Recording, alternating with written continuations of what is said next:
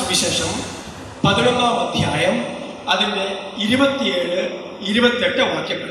അതിങ്ങനെയാണ്: അവൻ ഇത് അരുളി ചെയ്തുകൊണ്ടിരിക്കുമ്പോൾ ജനക്കൂട്ടത്തിൽ നിന്ന് ഒരു സ്ത്രീ ഇങ്ങനെ വിളിച്ചു പറഞ്ഞു, നിന്നെ വഹിച്ച ഉദരവും നിന്നെ പാലൂട്ടിയ പയോധരങ്ങളും ഭാഗ്യമുള്ളവ. ശ്രദ്ധിച്ചു കേൾക്കണം. യേശു ഇതേപോലെ പ്രസംഗിച്ചുകൊണ്ട് നിൽക്കുകയാണ്. ബലിപീഠമൊന്നുമില്ല, പ്രസംഗപീഠമൊന്നുമില്ല, മൈക്കൊന്നുമില്ല. ജനക്കൂട്ടത്തിന്റെ ഇടയ്ക്ക് നിന്ന് ഘോരം കർത്താവ് വചനം പറയാണ്. ആ വചനം പറയുന്ന സമയത്ത് അതിനിടയിൽ ഒരു സ്ത്രീ എഴുന്നേറ്റ് നിന്ന് കർത്താവിനോട് ഇങ്ങനെ പറഞ്ഞു, നിന്നെ വഹിച്ച ഉദരവും നിന്നെ പാലൂട്ടിയ പയോധരങ്ങളും ഭാഗ്യമുള്ളതാണ്. അങ്ങനെ ഒരു സ്ത്രീ പറഞ്ഞപ്പോൾ യേശു അതിനൊരു തിരിച്ച് അതിനൊരു സ്റ്റേറ്റ്മെന്റ് കൊടുക്കുന്നത്, തിരിച്ചൊരു മറുപടി കൊടുക്കുന്നത് വളരെ മനോഹരമാണ്. യേശു പറയാണ്, ശരിയാണ് സ്ത്രീയെ, നീ പറഞ്ഞത് വളരെ റൈറ്റാണ്, വളരെ കൃത്യമാണ്. എന്നെ വഹിച്ച ഞാൻ ആരാ? ദൈവത്തിന്റെ പുത്രനാണ്, മിശിഹായാണ്, ഞാൻ ദൈവമാണ്. അപ്പൊ എന്നെ വഹിച്ചത് ആ സ്ത്രീയുടെ ഉദരം തീർച്ചയായിട്ടും അനുഗ്രഹമുള്ളതല്ലേ? അല്ലേ? 100% ഭാഗ്യമുള്ളതാണ്. അപ്പൊ യേശു എന്താ പറയേണ്ടത്? യേശു തിരിച്ച് പറയേണ്ട കമന്റ് ഇങ്ങനെയാണ്: സ്ത്രീയെ, നീ പറഞ്ഞത് റൈറ്റാണ്, ശരിയാണ്. എന്നെ വഹിച്ച എന്റെ അമ്മ ഭാഗ്യമുള്ളവളാണ്, എന്നെ പാലൂട്ടി വളർത്തിയ എന്റെ അമ്മ ഭാഗ്യമുള്ളവളാണ് എന്നാണ് പറയേണ്ടത്. പക്ഷേ ഈശോ പറഞ്ഞത് മറ്റൊന്നാണ്. അതിന്റെ പ്രാധാന്യം എന്താണ്? ഇന്നും ഞാനും നിങ്ങളും അവഗണിക്കുന്ന ഈ വചനത്തിന്റെ പ്രാധാന്യത്തെ ഈ ലോകത്തിന് മനസ്സിലാക്കി കൊടുക്കാൻ യേശു പറഞ്ഞ വചനമാണ്. പറഞ്ഞേ ഹല്ലേലൂയ. പറ ഹല്ലേലൂയ. നമുക്ക് മിക്ക ആഴ്ചയിൽ ധ്യാനത്തിന് വരുന്നവരായിരിക്കാം. നമ്മളിത് എടുക്കുമ്പോൾ നമ്മുടെ മനസ്സ് പറയുന്നത് എന്താ? ഭാരമാണ്. എന്റെ രൂപതയിൽ ഒരച്ഛനുണ്ടായിരുന്നു. കല്യാണത്തിന് പോയാലും അച്ഛൻ ബൈബിളും കൊണ്ട് പോകുമായിരുന്നു. വചനത്തിന് എന്ന് എഴുതി ചുമ്മാ കൈ പിടിക്കല്ലോ, അത് വായിക്കുകയും ധ്യാനിക്കുകയും ചെയ്യുന്ന ആളെ. ഞാൻ ഇടയ്ക്ക് ചില സംഭവങ്ങൾ പറയാം. എന്റെ പ്രിയപ്പെട്ട സഹോദരങ്ങളെ, അപ്പം നമ്മൾ ഇന്ന് ഒരുപാട് 120-ലധികം ധ്യാന കേന്ദ്രങ്ങൾ കേരളത്തില്. ഈ പറയുന്ന വചനമനുസരിച്ച് നമ്മൾ ജീവിക്കാൻ തുടങ്ങിയിരുന്നെങ്കിൽ കേരളത്തിന്റെ സ്ഥിതി എന്തായി മാറിയത്? ആ ഭാഗ്യം നമുക്ക് സിദ്ധിച്ചിരുന്നെങ്കിൽ എന്തായിരുന്നു നമ്മുടെ ജനറേഷന്റെ സ്ഥിതി? ഇന്നത് എവിടെ എത്തി നിൽക്കുകയാണ്? അതുകൊണ്ട് എന്റെ പൊന്നു സഹോദരങ്ങളെ, യേശുക്രിസ്തു പറഞ്ഞ ഈ വചനം ഞാൻ 100% വിശ്വസിക്കുന്ന ആളാണ്. 100%, 100 അല്ല, 100ന്റെ അപ്പുറത്തേക്ക് അത്രയും ഞാൻ വിശ്വസിക്കുന്ന ആളാണ്. കർത്താവ് പറഞ്ഞു, ദൈവവചനം, അടുത്ത വാക്യം ശ്രദ്ധിച്ചു കേട്ടോ, ദൈവവചനം കേട്ട് അത് പാലിക്കുന്നവർ കൂടുതൽ ഭാഗ്യമുള്ളവർ. അങ്ങനെയല്ല എഴുതിയിരിക്കുന്നത്?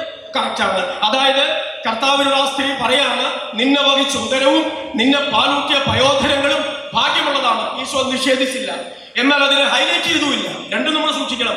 അത് നിഷേധിച്ചുമില്ല, അതിനെ ഹൈലൈറ്റ് ചെയ്തുമില്ല. എന്നിട്ട് മറ്റൊരു കാര്യം, ഒരു പുതിയ സ്റ്റേറ്റ്മെന്റ് അവിടെ അവതരിപ്പിക്കുകയാണ് കർത്താവ്. ഒരു പുതിയ കാര്യം പറയുകയാണ്, ദൈവവചനം കേട്ട് അത് പാലിക്കുന്നവർ കൂടുതൽ ഭാഗ്യമുള്ളത്, കൂടുതൽ ഭാഗ്യമുള്ളവർ. കണ്ടോ, വചനം കേട്ടാ പോരാ. അതിനർത്ഥം എന്താ? എന്നാ കേൾക്കുന്നവർന്ന് മാത്രം ഈശോ പറഞ്ഞു നിർത്തിയില്ലല്ലോ. വളരെ ബുദ്ധിപൂർവ്വം, വളരെ തന്ത്രപൂർവ്വമാണ് കർത്താവ് ഓരോ കാര്യം ബൈബിളിൽ പഠിപ്പിച്ചിട്ടുള്ളത്. നമ്മൾ ചുമ്മാ വായിച്ചു വിടുന്നുള്ളൊന്നും മനസ്സിലാണില്ല എന്ന് മാത്രമേ ഉള്ളൂ.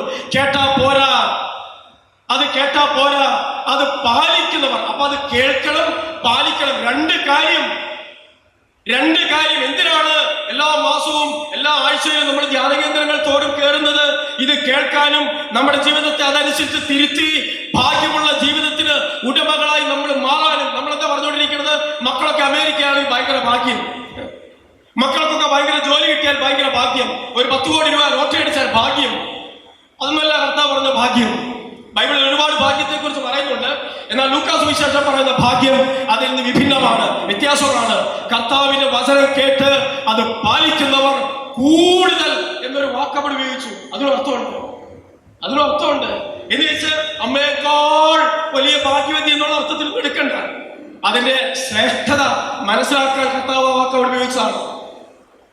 Price the Lord. അപ്പൊ വചനം കേട്ട് അത് പാലിക്കുന്നവർ തന്റെ അമ്മയ്ക്ക് ലഭിച്ച അതേ ഭാഗ്യത്തോളം ഉയർത്തപ്പെടുകയാണ്. ഒരു ഹല്ലേലൂയ പറ.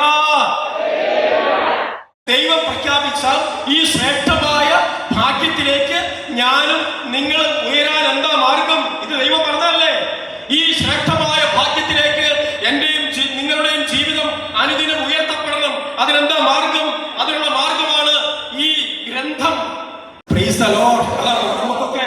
എന്റെ സഹോദരങ്ങൾ, നിങ്ങൾ കേട്ടോ, ഇന്ന് കത്തോലിക്കൽ അനുഭവിക്കുന്ന, എസ്പെഷ്യലി ക്രിസ്ത്യൻസ് പല ഡിനോമിനേഷൻസ് ഉണ്ട്, ഇല്ലാന്ന് ഞാൻ പറയില്ല, അതിനകത്ത് ഏറ്റവും കുറച്ച് ബൈബിൾ വായിക്കുകയും പഠിക്കുകയും ചെയ്ത കമ്മ്യൂണിറ്റി കാത്തലിക്സ് ആണ്. ഒരു സംശയമില്ല, ഒട്ടും ചെയ്യുന്നില്ല എന്ന് ഞാൻ പറഞ്ഞിട്ടില്ല. കുറച്ച് എന്ന വാക്കാണ് ഞാൻ ഉപയോഗിച്ചത് കേട്ടോ, കുറച്ചെന്ന വാക്കാണ്. എന്റെ സഹോദരങ്ങളെ, ഞാൻ ഈ കഴിഞ്ഞ കാലങ്ങളിൽ ഇപ്പൊ ഇവിടെ ഇരിക്കുന്ന ബ്രദേഴ്സ് അച്ഛന്മാരൊക്കെ പോയിട്ടുണ്ടാവും. ഇടവകൾ തോറും ചെല്ലുമ്പോൾ ഏതെല്ലാം വിധത്തിലുള്ള തകർച്ചകളാണ് നമ്മൾ ഫേസ് ചെയ്യുന്നത്. അതിനൊരു കാരണമില്ല സഹോദരങ്ങളെ. എന്തെങ്കിലും കുറെ ഫാന്റസികൾക്ക് പോയിട്ട് കാര്യമുണ്ടോ? ഈ തകർച്ചക്കൊക്കെ പിന്നിൽ കാരണങ്ങളില്ലേ? ഇങ്ങോട്ട് നോക്കിയാൽ പുറത്തേക്ക്, പനി ഒരു രോഗമാണോ? ഉത്തരം പറ. പനി ഒരു രോഗമാണോ? അല്ല, പനി ഒരു രോഗലക്ഷണമാണ്. നമ്മളിപ്പോഴും പനിയെ ചികിത്സിച്ചുകൊണ്ടിരിക്കുകയാണ്, രോഗത്തെ ചികിത്സിക്കുന്നില്ല. കത്തോലിക്ക ഇത് കേൾക്കുന്ന, ലൈവിലും അല്ലാതൊക്കെ കേൾക്കുന്ന എന്റെ സഹോദരങ്ങളെ, ഇത് കേൾക്ക്. നമ്മൾ പുറമേ കാണുന്ന പനിയെ ചികിത്സിച്ചിട്ട് കാര്യമില്ല. അകത്ത് ക്യാൻസർ ഉണ്ട്, അല്ലെങ്കിൽ മാരകമായ കിഡ്നി രോഗം ഉണ്ട്, അല്ലെങ്കിൽ മറ്റെന്തെങ്കിലും രോഗങ്ങൾ ഇതിനകത്തുണ്ട്. നമ്മളത് കണ്ടിട്ടില്ല. നമ്മൾ കണ്ടത് പനി മാത്രമാണ് എന്ന് വെച്ചാൽ അർത്ഥം നിങ്ങൾക്ക് മനസ്സിലായോ? നമ്മൾ കണ്ടത് ഈ തകർച്ചകൾ മാത്രമാണ്. എന്നാൽ അത് വടക്ക് നിന്നും തെക്ക് നിന്നും പടിഞ്ഞാറ് നിന്നും ചുമ്മാ ഇങ്ങോട്ട് വന്ന തകർച്ചയല്ല, അതിന് കാരണമുണ്ട്. നമ്മൾ ഇന്ന് ഭാഗ്യം കെട്ടവരായി മാറിയിട്ടുണ്ടെങ്കിൽ, കർത്താവ് പറഞ്ഞ് ഈ വചനത്തിന് വിരുദ്ധമായത് ഒന്നാണ് എന്റെ ജീവിതത്തിൽ സംഭവിക്കുന്നതെങ്കിൽ അതിനൊരു കാരണമുണ്ട്. വെറുതെ വന്നതല്ല, അതിനൊരു കാരണമുണ്ട്. പുറമെ ചികിത്സിച്ചിട്ട് വല്ല കാര്യമുണ്ടോ സഹോദരങ്ങളെ? ഉള്ളിൽ മാറ്റം വരണം. പറഞ്ഞേ ഹല്ലേലൂയ. 2 തിമോത്തിയോസ് അതിന്റെ 3-ാം അധ്യായം 16-17 വാക്യങ്ങൾ. 2 തിമോത്തിയോസ് ചാപ്റ്റർ 3 16-17 വേഴ്സസ്. അത് വായിക്കും, ശ്രദ്ധിച്ചു കേടാം. 2 തിമോത്തിയോസ്, അതായത് വിശുദ്ധ ലിഖിതമെല്ലാം ദൈവനിവേശിതമാണ്. അവ പ്രബോധനത്തിനും ശാസനത്തിനും തെറ്റുതിരുത്തലിനും നീതിയിലുള്ള പരിശീലനത്തിനും ഉപകരിക്കും. ഇതുവഴി ദൈവഭക്തരായ മനുഷ്യർ പൂർണ്ണത കൈവരിക്കുകയും എല്ലാ നല്ല പ്രവൃത്തികളും ചെയ്യുന്നതിന് പര്യാപ്തമായി തീരുകയും ചെയ്യും. വിശുദ്ധ ലിഖിതമെല്ലാം ദൈവനിവേശിതമാണ്. ആർക്കെങ്കിലും തോന്നിയപ്പോൾ എഴുതപ്പെട്ടതല്ല. അങ്ങോട്ട് നോക്കൂ, ഇന്ന് ലോകത്തിന് നിഷേധിക്കാൻ പറ്റാത്ത സത്യങ്ങളും മൂല്യങ്ങളും അടങ്ങിയിരിക്കുന്നത് ഇതിനകത്താണ്. ഇതിന്റെ ക്രെഡിബിലിറ്റി നമുക്ക് ചിന്തിക്കാൻ പറ്റുന്നതിന് അപ്പുറത്താണ്. മനസ്സിലായോ? ഇതിന്റെ ക്രെഡിബിലിറ്റി. എന്നിട്ടും ആ സംഗതി നമുക്ക് അജ്ഞാതമാണ്. ഹല്ലേലൂയ. വിശുദ്ധ ലിഖിതമെല്ലാം ദൈവനിവേശിതമാണ്. അവ പ്രബോധനത്തിനും ശാസനത്തിനും തെറ്റുതിരുത്തലിനും നീതിയിലുള്ള പരിശീലനത്തിനും ഉപകരിക്കുന്നു. കണ്ടോ, എന്റെ ജീവിതം ദൈവത്തിന്റെ ഇഷ്ടപ്രകാരമുള്ളതായി തീരണമെങ്കിൽ ഞാൻ പഠിച്ച ഫിലോസഫി അല്ല എന്നെ ഗൈഡ് ചെയ്യേണ്ടത്, ഞാൻ പഠിച്ച മറ്റെന്തെങ്കിലും തത്വശാസ്ത്രമല്ല എന്നെ നയിക്കേണ്ടത്. ഇവിടെയൊക്കെ ഇന്ത്യക്ക് ഒരു കോൺസ്റ്റിറ്റ്യൂഷൻ ഉണ്ട്, ഇല്ലേ? ഒരു നിയമാവലി ഉണ്ട്. ഇന്ത്യക്ക് ഒരു ഭരണഘടനയുണ്ട്. ഇന്ത്യയിൽ ജീവിക്കുന്ന ഓരോ വ്യക്തിയും പാലിക്കേണ്ടത് ഈ ഭരണഘടനയാണ്. അപ്പോഴാണ് ഈ രാജ്യത്തിന്റെ സുരക്ഷിതത്വത്തിൽ നമുക്ക് ജീവിക്കാൻ പറ്റുന്നത്. ഞാനും നിങ്ങളും ദൈവരാജ്യത്തിലെ മക്കളാണ്. മാമോദീസ ജലം തലയിലേക്ക് വീണപ്പോൾ ഞാനും നിങ്ങളും ദൈവരാജ്യത്തിന്റെ അംഗങ്ങളായി. പുറമെ നിൽക്കുന്ന ആളുകൾ ഇത് പാലിക്കണമെന്ന് പറയാൻ നമുക്ക് അവകാശമില്ല. ഉണ്ടോ? ഇല്ല. അവരുടെ ഹൃദയത്തിൽ എഴുതി അനുസരിച്ച് പാലിച്ചോട്ടെ, കുഴപ്പമില്ല. പക്ഷെ ഇത് ദൈവരാജ്യത്തിന്റെ മക്കളുടെ ബൈലോ ആണ്, നിയമാവലിയാണ്. ഹല്ലേലൂയ. ദൈവരാജ്യത്തിന്റെ അംഗമായ ഓരോരുത്തരും ഇത് പാലിക്കുമ്പോൾ അവർക്ക് ലഭിക്കുന്ന അനുഗ്രഹങ്ങളെ കുറിച്ചാണ് എഴുതിയിരിക്കുന്നത്. പലതരം ഉയർത്തി ഒരു ഹല്ലേലൂയ പറയാം എന്ന് വെച്ചാൽ ഇത് ദൈവം നമ്മോട് സംസാരിക്കുന്നതാണ്. അവ എന്തിനൊക്കെ ഉപകരിക്കുന്നത്? തെറ്റുതിരുത്തലിനും നീതിയുള്ള പരിശീലനത്തിനും. വായിച്ചോട്ടെ. അത് തെറ്റുതിരുത്തലിനും നീതിയുള്ള പരിശീലനത്തിനോ ഉപകരിക്കുന്നു. ഇതുവഴി ഭക്തരായ മനുഷ്യർ പൂർണ്ണത കൈവരിക്കുകയും എല്ലാം നല്ല പ്രവർത്തനങ്ങൾ പര്യാപ്തരായി തീരും. കണ്ടോ, നമ്മൾ പഠിച്ച ഫിലോസഫിയോ നമ്മുടെ തലയിൽ കിടക്കുന്ന ആശയങ്ങളല്ല ക്രിസ്ത്യാനിക്ക് ജീവിക്കാനുള്ളത്. ശ്രദ്ധിച്ചു കേൾക്കുക. നമ്മൾ പഠിച്ച തത്വശാസ്ത്രങ്ങളോ നമ്മൾ പഠിച്ച മറ്റെന്തെങ്കിലും സംഹിതകളോ അല്ല ക്രിസ്ത്യാനിയുടെ മാനിഫെസ്റ്റോ എന്ന് പറയുന്നത്. അവന്റെ നിയമാവലി എന്ന് പറയുന്നത് വിശുദ്ധ ഗ്രന്ഥം ബൈബിളാണ്. ബൈബിൾ വചനം. ആ വചനം അനുസരിക്കാൻ എനിക്കും നിങ്ങൾക്കും ബാധ്യതയുണ്ട്. അതനുസരിക്കാത്തതാണ് എന്റെയും നിങ്ങളെയും തകർച്ചയ്ക്ക് കാരണം. ഇന്നത്തെ കാലത്ത് ഈ ധ്യാനം കൂടുന്നവരുടെ എണ്ണം പെരുകുന്നു, എന്നാൽ ഇത് പാലിക്കുന്നവരുടെ കുറയാണ്. എന്റെ ബ്രദറെ, ഇത് പഠിപ്പിക്കണം. എന്തൊരു കുടുംബങ്ങൾ താഴ്ന്നുകൊണ്ടിരിക്കുകയാണ്. മനുഷ്യരും എന്നിട്ട് പറയണം ഞാൻ പള്ളിയിൽ പോകുന്നുണ്ട്, അതിനെന്താ കാര്യം? ഞാൻ കുർബാനയ്ക്ക് പോകേണ്ട എന്താ കാര്യം? ഞാൻ പെരുന്നാൾ പെരുന്നാൾ തൊട്ട് മുഴുവൻ പെരുന്നാൾ നടത്തുന്നുണ്ട്, എന്താ പ്രയോജനം? നിങ്ങൾ നോക്കി, ഈ വചനം പാലിക്കാതെ നമ്മൾ നടത്തുന്ന മുഴുവൻ ഭക്താനുഷ്ഠാനങ്ങളും വൃഥാവിലാണെന്ന് ഞാൻ പറയാം. പെരുന്നാൾ നടത്തിയ കർത്താവ് സ്വീകരിക്കും. എങ്ങനെയെന്നറിയാമോ? ഇത് ആദ്യം പാലിക്കാൻ തുടങ്ങണം. കുർബാനയ്ക്ക് വന്നാൽ കർത്താവ് സ്വീകരിക്കും, ആദ്യം ഇത് പാലിക്കാൻ ആരംഭിക്കണം.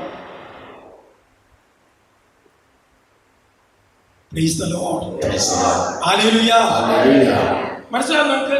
ഇതാണ് നമ്മുടെ മാനിഫെസ്റ്റോ, ഇതാണ് നമ്മൾ പാലിക്കേണ്ട നിയമം. ഇത് അനുസരിക്കുമ്പോഴാണ് ദൈവം വാഗ്ദാനം. എത്രയാ ബൈബിളിൽ? 8400 വാഗ്ദാനങ്ങളുണ്ട്. നമ്മളിങ്ങനെ അതപ്പതിച്ച് കിടക്കേണ്ടവരല്ല. 8400 വാഗ്ദാനങ്ങൾ ഉൾക്കൊള്ളുന്ന ഈ വചനത്തിൽ എത്ര വാഗ്ദാനം നമുക്കറിയാം. എന്റെ പ്രിയപ്പെട്ടവരെ, ഇത് നമ്മുടെ കുഴപ്പമല്ല. ഈ വചനം അനുസരിക്കാനോ പാലിക്കാനോ ഇത് കേൾക്കാനോ നമുക്ക് ആഗ്രഹമില്ലാതിട്ടായിരിക്കില്ല. ഞാൻ ആരെയും കുറ്റപ്പെടുത്തുകയല്ല. ഒരു സത്യം അറിയണം, ഇത് നമുക്ക് ദൈവം വാഗ്ദാനം ചെയ്തിരിക്കുന്ന അനുഗ്രഹങ്ങളെ കുറിച്ച്, നന്മകളെ കുറിച്ച് നന്നായിട്ട് അറിയാവുന്ന രണ്ട് പേരുള്ള ഭൂമുഖത്ത്. ഒന്ന് നമ്മുടെ ദൈവം, മറ്റൊന്ന് നമ്മുടെ പിശാച്. ഈ പിശാചിന്റെ തന്ത്രം വചനം കാണിച്ചു തരാം. ഈ പിശാചിന്റെ തന്ത്രം എന്താ? ദൈവമക്കൾക്ക് ദൈവം വാഗ്ദാനം ചെയ്തിരിക്കുന്ന മുഴുവൻ കാര്യങ്ങളും പിശാചിന് അറിയാം. അപ്പൊ അവരിത് കേൾക്കുകയും അനുസരിക്കുകയും ചെയ്താൽ പിന്നെ അവന്റെ ഇഷ്ടത്തിന് നമ്മളെ കിട്ടില്ല എന്ന് അവൻ അറിവുള്ളത് കൊണ്ട് മരിച്ചാൽ പോലും ഈ പുസ്തകം വായിക്കാൻ, ഈ ബൈബിൾ വായിക്കാൻ അനുവദിക്കില്ല, ഇത് പഠിക്കാൻ അനുവദിക്കില്ല, ഇത് വൈകാട്ടാക്കാൻ സമ്മതിക്കില്ല. വേറെ നോക്കൂ, ഞാൻ ഒരു സ്ഥലത്ത് പോയപ്പോണ്ടല്ലോ, ഒരു ചേട്ടൻ പറയാം 4 പേപ്പർ, 78 വയസ്സ് പ്രായമുള്ള ആ ചേട്ടൻ 4 പേപ്പർ ഡെയിലി വായിക്കും. ഞാൻ ചോദിച്ചു, ബൈബിൾ വായിക്കാറുണ്ടോ? ഒന്നരക്കത്തിരിക്കണം. 4 paper daily. പിന്നെ ആ ടി വിയിൽ വരുന്ന സകല ന്യൂസ് നിരങ്ങിയിരുന്ന് കാണും. ബൈബിൾ വായിക്കാം. പലതരം ഉയർത്തി ഒരു ഹല്ലേലൂയ പറ. പ്രിയപ്പെട്ട സഹോദരങ്ങളെ, പിന്നെ എങ്ങനെ ഈ ഭാഗ്യം? യേശു ലൂക്ക 11:28 പറഞ്ഞ ഭാഗ്യം എങ്ങനെ നമുക്ക് ലഭിക്കും? ലഭിക്കില്ല. നമ്മളിത് മാറി നിൽക്കും. എന്നിട്ട് നമ്മൾ ദൈവത്തെ പ്രാകുക, ധ്യാന കേന്ദ്രത്തെ പ്രാകുക, ധ്യാനഗുരുക്കന്മാരെ പ്രാകുക. വല്ല കാര്യമുണ്ടോ? നമ്മുടെ വഴി നേരാക്കാതെ അത് നമുക്ക് ലഭിക്കുമോ?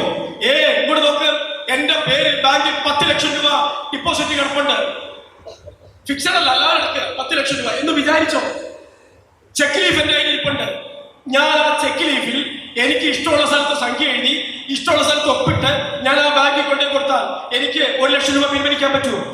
എനിക്ക് ഇഷ്ടമുള്ള സ്ഥലത്ത് ഒപ്പിട്ടു, എനിക്ക് ഇഷ്ടമുള്ള സ്ഥലത്ത് സംഖ്യ എഴുതി, എന്നിട്ട് ആ ചെക്ക് കൊണ്ട് ബാങ്കിൽ കൊടുത്താൽ എനിക്ക് മാറി കിട്ടുമോ? എന്റെ പണവള കിടപ്പല്ലേ? ഞാൻ തന്നെ എന്നെ കൊണ്ടേ കൊടുക്കണത്, എന്താ മാറാത്തത്? അതിന് ചില കൃത്യതകളുണ്ട്. ഒപ്പിടേണ്ട സ്ഥലത്ത് ഒപ്പിടണം, സംഖ്യ അക്ഷരത്തിലും അക്കത്തിലും എഴുതേണ്ട സ്ഥലത്ത് അവിടെ എഴുതണം, വേണ്ടേ? എന്നിട്ട് എന്നെ അവരെ ആ കണ്ണാടി വെച്ച് സൂക്ഷ്മമായിട്ട് നോക്കും. ഞാൻ ചെന്നപ്പോലെ അവർ നോക്കും, ഇത് യാതൊരു നോക്കത്തില്ലേ? ഇങ്ങോട്ട് നോക്കി. അതേപോലെ വചനം വള്ളി പുള്ളി മാറാതെ അങ്ങ് പാലിക്കാൻ തുടങ്ങിയാൽ ഇഷ്ടംപോലെ അനുഗ്രഹം കർത്താവിന്റെ കലവറയിൽ നിന്ന് ഇങ്ങോട്ട് എഴുതിയെടുക്കാം. പറഞ്ഞേ ഹല്ലേലൂയ, പറഞ്ഞേ ഹല്ലേലൂയ. ഇനി ലൂക്കാസ്, ഇതിന്റെ കാരണം ഞാൻ പറയാൻ പോകുന്ന സമയം വളരെ കുറവായതുകൊണ്ട്, അതുകൊണ്ട് ഇതിന്റെ കാരണം എന്തുകൊണ്ടാണ് ഈ വചനം വായിക്കാനും അത് പഠിക്കാനും അതനുസരിക്കാനും സാത്താൻ നമ്മളെ അനുവദിക്കാത്തത്? നമ്മൾ നല്ല മനുഷ്യരാണ്, നമുക്കിത് വായിക്കണമെന്ന് ആഗ്രഹമുണ്ട്, പഠിക്കണമെന്ന് ആഗ്രഹമുണ്ട്, അങ്ങനെ ജീവിക്കണമെന്ന് ആഗ്രഹമുണ്ട്, പക്ഷെ പറ്റണില്ല. ഞാൻ ആദ്യം പറഞ്ഞ വചനം ഓർക്കണം, റോമ 8:26. നമ്മുടെ ബലഹീനതയിൽ ആത്മാവ് നമ്മെ സഹായിക്കുന്നു. അപ്പൊ ഇത് വായിക്കാൻ പറ്റുന്ന ബലഹീനതയിൽ ആരാ സഹായിക്കേണ്ടത്? അപ്പൊ നോക്കൂ, നമ്മുടെ ബലഹീനരാക്കുന്ന പിശാച് ഇത് വായിക്കാൻ അനുവദിക്കുന്നില്ല. അവരുടെ ബലഹീനതയിൽ എന്നും നമ്മളിങ്ങനെ കൂടി നിൽക്കരുത്, നമ്മൾ ശക്തി പ്രാപിക്കണം. ലൂക്കാസ് സുവിശേഷം 8-ാം അധ്യായം 11-12 വാക്യങ്ങൾ. Gospel Luke chapter 8:11-12 verses. അത് ഇങ്ങനെയാണ്, ശ്രദ്ധിച്ച് കേട്ടോളാം. ഇവിടെ ആരെങ്കിലും വായിക്കും, അല്ലെങ്കിൽ ഞാൻ പറഞ്ഞോളാം. വിത്ത് ഇതാണ്, വിത്ത് ദൈവവചനമാണ്, വിത്ത് ദൈവവചനമാണ്. നോക്കൂ, അത് വിതച്ചത് യേശുക്രിസ്തുവാണ്.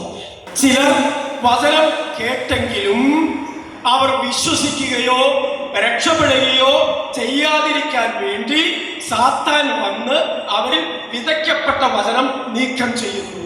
അങ്ങനെയല്ലേ പറഞ്ഞേ? ഉറക്കെ പറഞ്ഞേ ഹല്ലേലൂയ. ഒന്നുകൂടെ ഞാൻ പറയാം, ശ്രദ്ധിച്ചു കേട്ടെ. വിത്ത് ദൈവവചനമാണ്. ഒന്ന് പറഞ്ഞേ, വിത്ത് ദൈവവചനമാണ്. ഇപ്പൊ ഞാൻ വിതയ്ക്കുന്നത് എന്താണ്? ദൈവവചനമാണ്. ചിലർ വചനം കേൾക്കുന്നു, ഏതെങ്കിലും മൂലയ്ക്കിരുന്ന്, ഏതെങ്കിലും സ്ഥലത്തിരുന്ന് ആടി തൂങ്ങി പകുതി ഉറക്കത്തിൽ കേൾക്കുന്നു. ചിലർ വചനം കേൾക്കുന്നു, എന്നാൽ ഈ കേട്ട വചനം അവർക്ക് ഗുണകരമാകാതിരിക്കാൻ വേണ്ടി ആ വിതയ്ക്കുമ്പോ തന്നെ ആ വചനം പിശാച് വന്ന് നീക്കം ചെയ്യുന്നു, എടുത്തു കളയുന്നു. അത് പല വിധത്തിലാണ്. അങ്ങോട്ട് നോക്കൂ, എക്സാമ്പിൾ പറയാം. അതായത് ഇപ്പോൾ ഞാൻ പറയാണ് മദ്യപിക്കരുത് എന്ന് ഞാൻ പറയാണ്. വചനം 94 പ്രാവശ്യം ബൈബിൾ എഴുതിയിട്ട് മദ്യപിക്കരുത് ഇല്ലേ? ഒന്ന് കൊടുത്തു സാറിന്റെ 10 അത് മദ്യപാനിയും വ്യഭിചാരികളും കള്ളന്മാരും ദുർനടപ്പുകാരും ദൈവരാജ്യത്തിൽ പ്രവേശിക്കില്ല. ഇങ്ങോട്ട് നോക്കൂ, ഈ വചനം ഞാൻ പറഞ്ഞാൽ അപ്പം തന്നെ ആ ചേട്ടന്റെ ഉള്ളിലേക്ക് സാത്താൻ വന്നിട്ട് പറയും, ഇപ്പൊ ലോകത്ത് ആരാ കുടിക്കാത്തത്? ഇപ്പൊ ലോകത്ത് ആരാ കുടിക്കാത്തത്? ഈ പ്രതിമയ്ക്ക് ഇതുപോലെ കോരകോര പ്രസംഗിക്കണമെങ്കിൽ ഇത്രയും ശക്തി ഇന്നലെ രാത്രി 2 പേർക്ക് അടിച്ചിട്ടല്ലേ കിട്ടിയത്? ആരാ കുടിക്കാത്തത്?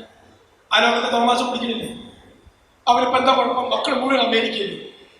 എന്താ കുഴപ്പം? ഇങ്ങനെയാണ് സാത്താൻ വന്ന് ആ വചനത്തെ പുഷിക്കേരിക്ക് കളയുന്നത്. മനസ്സിലായി നിങ്ങൾക്ക്? അത് നീക്കം. അപ്പൊ ഈ ചേട്ടൻ തീരുമാനിക്കും, ശരിയാണല്ലോ, എന്താ കുഴപ്പം? കുടിച്ചു വരുന്ന അമ്പസാരിക്കുന്നു, കുടിക്കാത്ത ക്യാൻസർ പിടിച്ച് മരിച്ചുപോയി. അപ്പൊ ആരാ നല്ലത്? കുടിച്ച ചേട്ടൻ ഇന്നും ആരോഗ്യത്തോടെ ഇരിക്കുന്നു, കുടിക്കാത്ത ചേട്ടത്തി ക്യാൻസർ പിടിച്ചു മരിച്ചുപോയി. ആരാ നല്ലത്? കുടിച്ച ആളല്ലേ നല്ലത് കേട്ടോ. സാത്താൻ ഇങ്ങനെ വന്നിട്ട് സാത്താൻ നമ്മുടെ മനസ്സിൽ ഈ വിതയ്ക്കപ്പെട്ട വചനത്തിന് വിരുദ്ധമായ പ്രബോധനങ്ങൾ നൽകി, ശാസനകൾ നൽകി, പല കാര്യങ്ങൾ പറഞ്ഞ് ആ വചനം നമ്മളിൽ ഫലം ചൂടാത്ത വിധത്തിൽ അതിനെ ഞെരുക്കിക്കളയും. അതാണ് ലൂക്കാ സുവിശേഷം പറഞ്ഞത്, നീ ആ വചനം കേട്ട് അത് വിശ്വസിക്കുകയോ രക്ഷപ്പെടുകയോ ചെയ്യാതിരിക്കേണ്ടതിന്. ഇതൊന്ന് ചെവി ചായ്ച്ച് കേട്ട്, നീ ഈ പറയുന്ന വചനം വിശ്വസിക്കുകയോ അത് വിശ്വസിച്ച് രക്ഷ പ്രാപിക്കുകയോ ചെയ്യാതിരിക്കാൻ വേണ്ടി സാത്താൻ വന്ന് ആ വിതയ്ക്കപ്പെട്ട വചനത്തെ ഞെരുക്കും. അടുത്ത സാത്താൻ പറയും, നിനക്ക് വീട്ടിൽ 100 ജോലിയില്ലേ? കെട്ടിയൊരു ഓഫീസിൽ പോകുമ്പോഴേക്കും ഭക്ഷണം ഉണ്ടാക്കി കൊടുക്കണം, പിള്ളേരെ സ്കൂളിൽ വിടണം, പിന്നെ വീട് ക്ലീൻ ചെയ്യണം. അതിനിടയ്ക്ക് ഒരു പാരഗ്രാഫ് വായിക്കാൻ സമയം കിട്ടുമോ? ചേട്ടത്തി? വേറെ കാര്യമുണ്ട്, സീരിയൽ കാണാൻ കൃത്യമായിട്ട് സമയമുണ്ട്, മേക്കപ്പിന് യാതൊരു കുറവുമില്ല.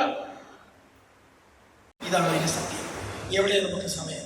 അപ്പൊ ഇതിന്റെ തന്ത്രം എന്താണെന്ന് ഇവിടെ കൂടിയിരിക്കുന്നത് നിങ്ങൾ ഒന്ന് കേട്ട്. എന്താണ് പിശാച് ഈ കെണി ഒരുക്കുന്നത്? നീ വിശ്വസിക്കുകയോ രക്ഷപ്പെടുകയോ ചെയ്യാതിരിക്കേണ്ടത് ആരുടെ ആവശ്യമാണ്? സാത്താന്റെ ആവശ്യമാണ്. എന്നാലാണ് എന്നും കുന്നും നമ്മൾ അവന്റെ അടിമകളായി ജീവിക്കുള്ളൂ. അല്ലെങ്കിൽ നമ്മൾ അഭിമാനത്തോടെ നിൽക്കും. ഐ എം എ ക്രിസ്ത്യൻ എന്ന് പറഞ്ഞ അഭിമാനത്തോടെ നിൽക്കും. ആമേൻ. Praise the Lord. അതാ ഇന്നത്തെ തകർച്ച. അയാൾ പുതിയ ആശയങ്ങൾ കേൾക്കാതിട്ടല്ല, പുതിയ ആശയങ്ങൾ വല്ല പറഞ്ഞൊന്ന് സമയമുണ്ടോ? ഉണ്ടോ? തിയോളജിക്ക് വല്ല കുറവുണ്ടോ? ഫിലോസഫിക്ക് വല്ല കുറവുണ്ടോ? ഈ കഴിഞ്ഞ ദിവസം ഞാനൊരു ഓർത്തഡോക്സ് കുടുംബത്തിൽ പ്രാർത്ഥിക്കാൻ പോയി. ഓർത്തഡോക്സിയാണ് എൻ്റെ സഹോദരങ്ങൾ. ഞാൻ വണ്ടടിച്ചു. അവിടുത്തെ ചേട്ടൻ മരിച്ചുപോയി. 10-80 വയസ്സ് 85 വയസ്സൊക്കെ മരിച്ചുപോയി. ചേച്ചിയുണ്ട്, ചേച്ചിക്കുണ്ട് 10-80 വയസ്സിനടുത്ത്. എൻ്റെ സഹോദരങ്ങളെ ഞാൻ ചെന്നപ്പോൾ എൻ്റെ സുഹൃത്ത് പറയാണ്, ഈ മരിച്ചുപോയ ആ ചേട്ടനുണ്ടല്ലോ, പെണ്ണ് കാണാൻ പോയപ്പോൾ ഇത്ര വർഷം മുമ്പെന്നറിയോ. അപ്പം അന്ന് വാഹനങ്ങളൊക്കെ കുറവായതുകൊണ്ട് ഏകദേശം ഒരു 11:30 ആയിട്ടുണ്ട് അവിടെ ചെന്ന് കഴിഞ്ഞപ്പോണ്ടല്ലോ ഈ അവരിങ്ങനെ സംസാരിച്ച് പണം കണ്ടു കഴിയുമ്പോഴത്തേക്ക് ഏകദേശം ഉച്ചയോടടുത്തു. അപ്പൊ അവർ പറഞ്ഞു, എന്തായാലും നിങ്ങൾ വന്നാൽ ഇനി ഒത്തിരി ദൂരം നടക്കണ്ടേ, വണ്ടിയൊക്കെ കിട്ടാൻ ഒത്തിരി താമസിക്കും, ഊണ് കഴിഞ്ഞിട്ട് പോകാം. അപ്പൊ ചെന്ന പെണ്ണിന് ആദ്യം കാണാൻ പോകാം. അപ്പൊ അവർ എന്നാ പിന്നെ അങ്ങനെ ആയിക്കോട്ടെ പറഞ്ഞു. അങ്ങനെ ആയിക്കോട്ടെ എന്ന് പറഞ്ഞു. എന്റെ സഹോദരങ്ങളെ, ആ പെണ്ണ് കാണാൻ ചെന്ന വീട്ടിൽ പെണ്ണ് കാണുന്ന ചെക്കൻ, ആ ചെക്കൻ എന്തെന്നറിയാമോ, അവിടെ ഇരുന്ന് ബൈബിൾ എടുത്തു വെച്ച് വായിക്കുക. പെണ്ണ് കാണാൻ ചെന്ന വീട്ടിൽ പെണ്ണ് കാണുന്ന ചെക്കൻ കുറച്ച് ടൈം അവിടെ ഉണ്ട്, അതിന്റെ പേര് അവിടെ ഇരുന്ന് ബൈബിൾ വായിക്കുക. എന്നിട്ട് ആ ടീച്ചർ, അതും ടീച്ചറാണ്, വലിയ കിടക്ക ടീച്ചർ, ആ ടീച്ചർ പറയാ, ഫാരിസ് ബ്രദറെ, എന്റെ ഭർത്താവ് സന്ധ്യയായ ആദ്യം കയ്യിലെടുക്കുന്ന പുസ്തകം വിശുദ്ധ ഗ്രന്ഥം. സന്ധ്യയായ അതുവരെ അദ്ദേഹം സ്കൂളിലെ കാര്യങ്ങളൊക്കെ ചെയ്യും, ടീച്ചറായിരുന്നു, എല്ലാം ചെയ്യും. സന്ധ്യയായ ബൈബിൾ എടുക്കും, ഈ സംഗീതത്തെ വായിച്ചുകൊണ്ടേയിരിക്കും. നമ്മളോ പ്രിയപ്പെട്ടവരെ, എന്തിനാ സഹോദരങ്ങളെ, ഞാൻ എൻ്റെ ഹൃദയത്തിന്റെ വേദന, അതായത് കത്തോലിക്കിന്റെ തകർച്ച കണ്ട് മടുത്തിട്ട് ഞാൻ നിങ്ങളോട് പറയാണ്, എൻ്റെ പൊന്നു സഹോദരങ്ങളെ, എന്തിനാ ദൈവം നമുക്ക് ഐശ്വര്യത്തിന് ഈ വചനം നൽകിയത്? വിലക്കകത്ത് വെക്കാനാണോ? ഇതിനകത്ത് എഴുതിയിരിക്കുന്ന വാഗ്ദാനങ്ങൾ അറിഞ്ഞിട്ട് നമുക്ക് ചോദിക്കേണ്ട കർത്താവിനോട്. അബ്രാഹാമിന് ഇസാക്കിലെ യാക്കോബിനൊക്കെ പ്രാർത്ഥന എന്തായാലും അബ്രാഹാമിന് ശേഷം ഇസാക്കി യാക്കോബിനൊക്കെ ശേഷം വന്ന തലമുറയുടെ പ്രാർത്ഥന എന്താ? ദൈവമേ, എന്റെ പിതാക്കന്മാരോട് നീ ചെയ്ത ഉടമ്പടി ഓർക്കണമേ കേട്ടോ. ദൈവത്തെ മെൻഷൻ ചെയ്യിപ്പിക്കുകയാണ്. എന്റെ പിതാക്കന്മാർക്ക് നൽകിയ വാഗ്ദാനം നീ അനുസ്മരിക്കണമേ. അത് പറഞ്ഞാ പ്രാർത്ഥിക്കണത്. അപ്പൊ ഇത് വായിച്ചിട്ട് ഇതിനകത്ത് എഴുതിയിരിക്കുന്ന വാഗ്ദാനങ്ങളെ ദൈവത്തെ ഓർമ്മപ്പെടുത്തുന്ന ഒരു പ്രാർത്ഥനയാണ് ബൈബിളിലെ. ലൂക്ക 8:11-12 വചനം വിത്ത് ദൈവവചനമാണ്. ചിലർ അത് ശ്രവിക്കുന്നു, കേൾക്കുന്നു, എന്നാൽ അവർ രക്ഷപ്പെടുകയോ വിശ്വസിക്കുകയോ ചെയ്യാതിരിക്കാൻ വേണ്ടി സാത്താൻ അപ്പം തന്നെ വന്ന് അവരുള്ളിൽ വിതച്ച വചനത്തിന് എതിരായി നിക്ഷേപിക്കും, അല്ലെങ്കിൽ എടുത്തു കളയും, അല്ലെങ്കിൽ അതിനെ ഞെരുക്കും. എന്തെങ്കിലും ചെയ്ത് ആ വചനം വിശ്വസിക്കാനോ രക്ഷപ്പെടാനോ പിശാച് നമ്മളെ അനുവദിക്കില്ല. ഇതൊരു സത്യമല്ലേ സഹോദരങ്ങളെ? അല്ലേ, ഇതൊരു സത്യമല്ലേ? വേറെ എന്തു ചെയ്യാനും പിശാച് അനുവദിക്കും, ഇത് മാത്രം അനുവദിക്കില്ല. 19 വർഷമായില്ലേ വളരെ കരിസ്മാറ്റിക് മുമ്പിൽ കേരളത്തിൽ വന്നിട്ട്? 60 വർഷത്തിന് ഉണ്ടായില്ലേ? അത് കൂടുതലായിട്ടുണ്ട്. അന്ന് തൊട്ട് പച്ചയ്ക്ക് ഇത് പ്രസംഗിക്കാൻ തുടങ്ങിയതാണ്. നിങ്ങളൊന്ന് ആലോചിച്ച് സഹോദരൻ, എവിടെയാണ് നമ്മൾ എത്തി നിൽക്കുന്നത്? ഉറക്കെ പറ ഹല്ലേലൂയ. ചിത്രം പറഞ്ഞേ ഹല്ലേലൂയ. ഇനി യാക്കോബിന്റെ ലേഖനം, യാക്കോബിന്റെ ലേഖനം, book of James chapter 1 versus 20 and 21, 20-21 വാക്യങ്ങൾ. യാക്കോബിന്റെ ലേഖനം അധ്യായം 1 20-21 വാക്യങ്ങൾ എടുക്കാം. മനുഷ്യന്റെ കോപം ദൈവനീതിയുടെ പ്രവർത്തനത്തിന് പ്രേരണ നൽകുന്നില്ല. അടുത്തത്, ആകയാൽ എല്ലാ അശുദ്ധിയും ശ്രദ്ധിച്ചേട്ടെ, എല്ലാ അശുദ്ധിയിലും വർദ്ധിച്ചു വരുന്ന തിന്മയിൽ നിന്ന് ഉപേക്ഷിച്ച് നിങ്ങളിൽ പാകിയിരിക്കുന്നതും നിങ്ങളുടെ ആത്മാക്കളെ രക്ഷിക്കാൻ കഴിവുള്ളതുമായ വചനത്തെ വിനയപൂർവ്വം സ്വീകരിക്കുവിൻ. കണ്ടോ, സ്വീകരിക്കുവിൻ. നിങ്ങളിൽ പാകിയിരിക്കുന്നതും നിങ്ങളുടെ ഉള്ളിൽ കിടക്കുന്ന ആത്മാവിനെ രക്ഷിക്കാൻ കഴിവുള്ളതുമായ ഈ വചനത്തെ നിങ്ങൾ വിനയപൂർവ്വം സ്വീകരിക്കണം. കേട്ടോ, ഹൃദയപൂർവ്വം ഇത് സ്വീകരിക്കണം. ഇതിനോടൊരു അഭിനിവേശം തോന്നണം സഹോദരങ്ങളെ. ഇതിനോടൊരു ദാഹം നമ്മുടെ ഹൃദയത്തിൽ ജനിക്കണം. പ്രിയപ്പെട്ടവരെ, വിനയപൂർവ്വം സ്വീകരിക്കണം. പാകിയിട്ടുള്ളത് ഈ വചനമാണ് നമ്മുടെ അത്താഴങ്ങളിൽ മുഴങ്ങി കേൾക്കുന്നത്, ധ്യാനകേന്ദ്രങ്ങളിൽ മുഴങ്ങി കേൾക്കുന്നത്, ഗാനത്തിലും പദ്യത്തിലും ഇത് സമൃദ്ധമായിട്ടുണ്ട്. ഞാൻ ഒരിക്കൽ എറണാകുളത്ത് പോയി, ഒരു ഡോക്ടറെ കൗമുന്തോട്ടം പോയിട്ടുണ്ട്. ആ കൗമുന്തോട്ടം ഒത്തിരി വർഷം ആ കൗമുന്തോട്ടത്തിൽ ചെന്നപ്പോഴല്ലോ ബാംഗ്ലൂര് റിസർച്ച് സെന്ററിൽ നിന്ന് അവിടെ അവിടെ ഉണ്ടോന്ന് എനിക്ക് അറിഞ്ഞുകൂടാ. ഒരു 10-22 വർഷം മുമ്പാണ് ഞാൻ പോയതാണ്. ഞാൻ നേരിട്ട് കണ്ടതാണ്. എന്റെ സഹോദരങ്ങളെ, ആ കൗമുന്തോട്ടത്തിൽ ബാംഗ്ലൂര് റിസർച്ച് സെന്ററിൽ നിന്ന് ആൾക്കാർ, സയന്റിസ്റ്റുകൾ വന്ന് അതിനെന്ത് മെഡിസിനാണ് കൊടുക്കുന്നത്, എന്ത് വളമാണ് ഇടുന്നത് എന്ന് ഡോക്ടറോട് ചോദിച്ചു. അപ്പൊ ഡോക്ടർ വന്നിട്ട് ആ തോട്ടത്തിലുള്ള എല്ലാ ആൾക്കാരെ ഇവരെ കൊണ്ടുപോയി, ഈ സയന്റിസ്റ്റുകളെ കൊണ്ടുപോയി, എന്നിട്ട് കാണിച്ചു കൊടുത്തു. എന്നറിയാമോ, ചെറിയ ബോക്സ്, നമ്മുടെ സൗണ്ട് ബോക്സ് ഇല്ലേ, അതുപോലത്തെ ചെറിയ ബോക്സ് ആ കൗമുന്തോട്ടത്തിൽ പല സ്ഥലത്തായിട്ട് വെച്ചിരിക്കുക. രാവിലെയും ഉച്ചയ്ക്കും വൈകിട്ടും രാത്രിയിലും ആ സൗണ്ട് ബോക്സിലൂടെ ഒരു ചെറിയ ഷെഡുണ്ട്. അതിനകത്തുനിന്ന് സദാസമയം വചനം പദ്യ രൂപത്തിലും ഗദ്യ രൂപത്തിലും ആ കൗമുത്തോട്ടത്തിലേക്ക് ചെല്ലുകയാണ്. ഈ വചനം കേട്ട കൗങ്ങുകൾ ആർത്ത് അട്ടഹസിച്ച് വളരാൻ തുടങ്ങി. ഓ, എന്റെ മുതലെ കാണണം, കൊല കൂടെ നോക്കി. ഈ വചനം നിരന്തരം കേട്ടിട്ട് നമ്മളെന്താ ഈ ആത്മാവിൽ ഉണക്കക്കൊള്ളികളെ പോലെ ആയി തീരുന്നത്. ശരീരത്തിൽ പറഞ്ഞ എന്റെ ശരീരം അങ്ങനെ ആയതെന്താന്ന് വീട്ടിൽ ചോദിക്കാറുണ്ട്.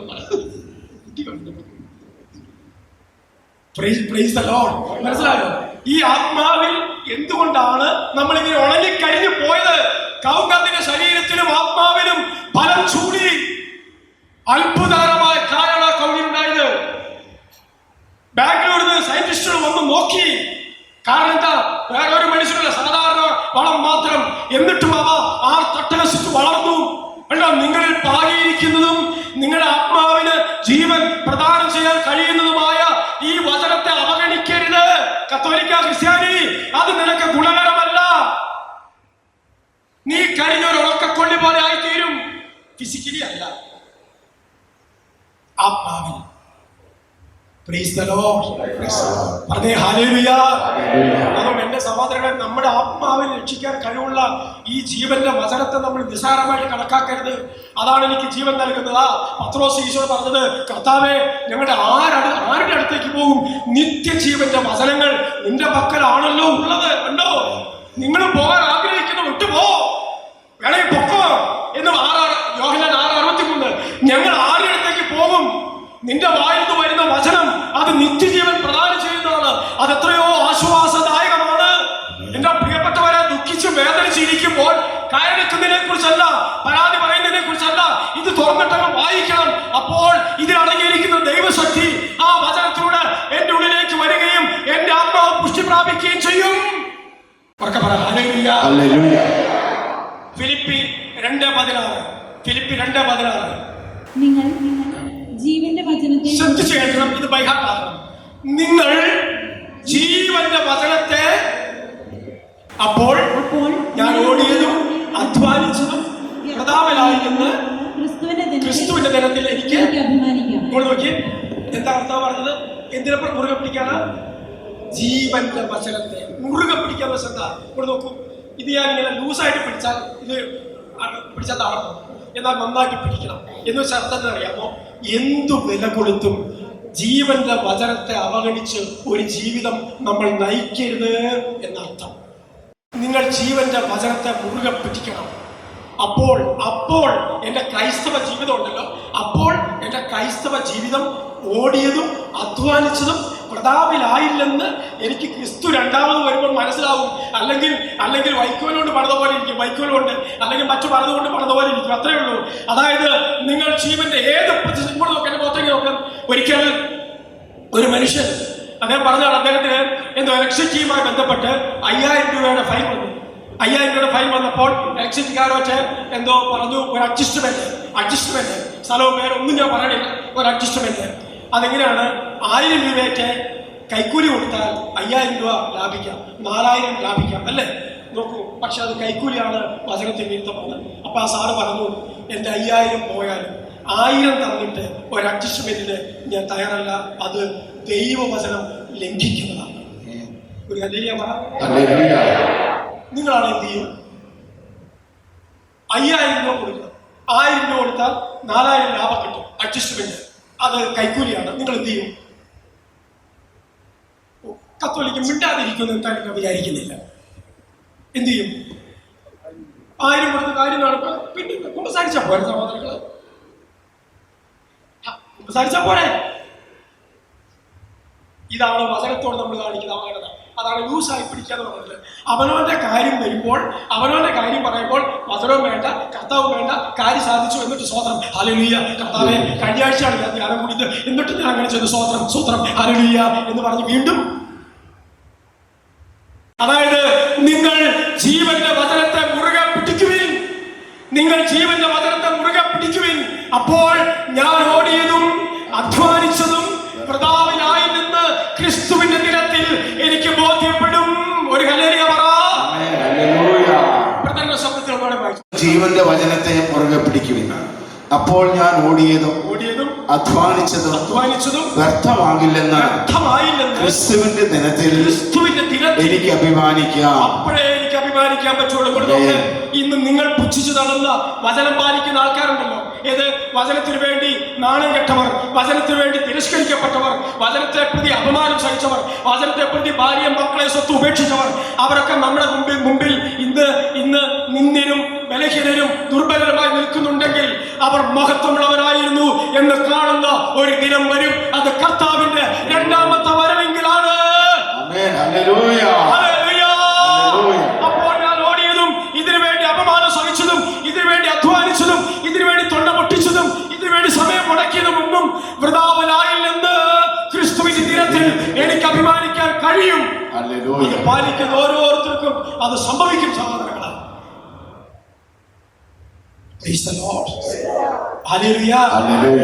ഇങ്ങനെ പാലിക്കുന്നവരാണ് ഭാഗ്യവാന്മാരെന്ന് യേശു ക്രിസ്തു പറഞ്ഞത്.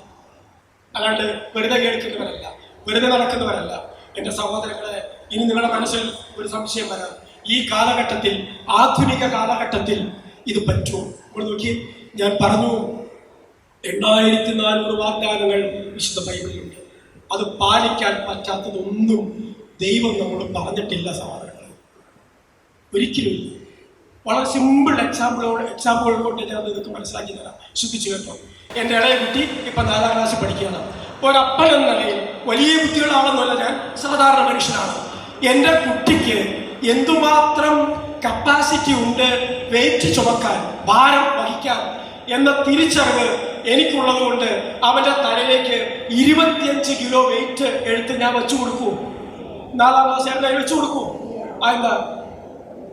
25 കിലോ ചുമക്കാനുള്ള കപ്പാസിറ്റി അവന് ഇല്ല എന്ന് എനിക്ക് അറിവുള്ളത് കൊണ്ട് അവന് പറ്റുന്ന ഭാരം മാത്രമേ ഞാൻ അവന്റെ കയ്യിൽ കൊടുക്കുകയുള്ളൂ. ശരിയാണോ?